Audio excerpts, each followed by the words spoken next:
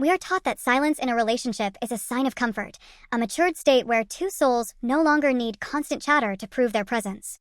We are told that the absence of questions implies a perfect understanding, a telepathic synchronization where you already know the answer before the thought even forms. That is a comforting lie, a decorative blanket thrown over the rotting floorboards of a dying connection. The truth is far more clinical, far more cold. When the questions stop, it isn't because you know each other too well. It is because you have stopped caring about the answer. You have stopped being curious because, deep down, you have realized that whatever comes next, the explanation, the excuse, the mundane detail, is a burden you no longer wish to carry. It is the moment the curiosity dies, buried under the weight of indifference, dressed up as maturity. Think back to the last time you saw a notification from them. It was a statement, not a query.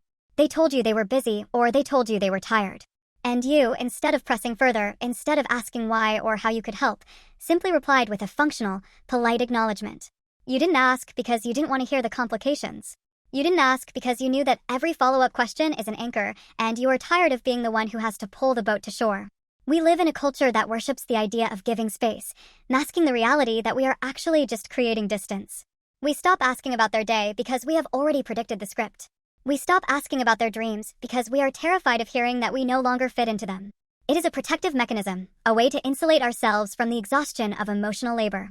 When you stop asking, you are effectively closing a door. You are deciding that the effort required to navigate their inner world is greater than the reward of remaining connected. It is a slow, quiet exit. People rarely leave with a bang. They leave with a lack of inquiry. They leave by letting the conversation go stale, by letting the question marks wither away until every interaction is a flat, uninspired period. You see the change in the rhythm. It used to be a tennis match, back and forth, volleying interest, digging for more. Now it is just a one-way broadcast. You throw out a line, they give you a headline, and you swallow it without a single follow-up. You are not listening anymore. You are waiting for your turn to stop talking so you can get back to the peace of your own isolated reality. This isn't peace, it is emotional bankruptcy. Look at the patterns in your messages. Count the statements versus the inquiries. When was the last time you genuinely wanted to know the why behind their behavior, rather than just tolerating the what? We convince ourselves that we are being respectful by not intruding, by letting them have their autonomy. But that is just a polished version of apathy. True intimacy requires the audacity to be annoying, the persistence to keep asking until the truth is unearthed. When you stop asking, you are essentially telling the other person that you have checked out of the investigation. You are saying, I accept this version of you that you are presenting, even if it is incomplete, because I don't have the energy to demand the rest. It is the ultimate form of surrender. We fear that if we keep asking, we will be seen as needy, as clingy, or as a burden. But the real tragedy is not being a burden. The real tragedy is becoming irrelevant. When you cease to be a source of inquiry, you cease to be a relevant part of their growth. You become a fixture, like a piece of furniture in a room they rarely visit. You are present, but you are not engaged. You are being polite while you are actually being absent. This shift doesn't happen overnight. It starts with the small, skipped opportunities. They mention a meeting, you don't ask how it went. They mention a friend, you don't ask about the dynamic. You categorize these as minor, trivial details. But these are the threads that hold the tapestry together. When you stop pulling at them, the whole thing starts to unravel. You tell yourself, they'll tell me if it's important. That is the first sentence of the end. If they haven't told you yet, it is because they have learned that you are no longer interested in the nuance. They have adjusted their output to match your input.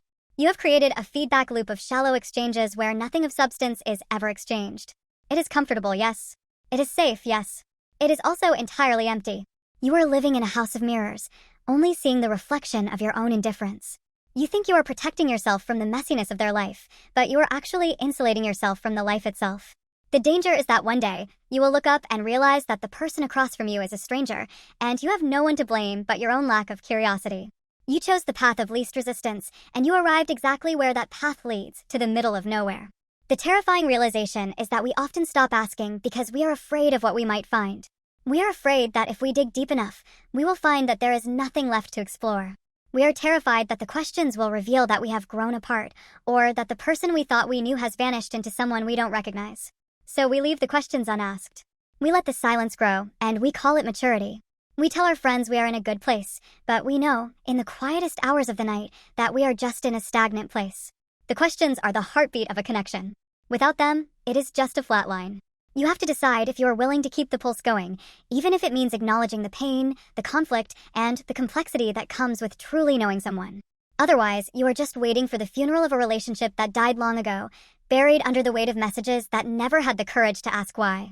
The silence isn't golden, it is the sound of you losing touch with the only things that actually matter. Stop pretending that you are being understanding when you are actually just being indifferent. Pick up the phone or sit them down and be brave enough to ask the question that actually scares you.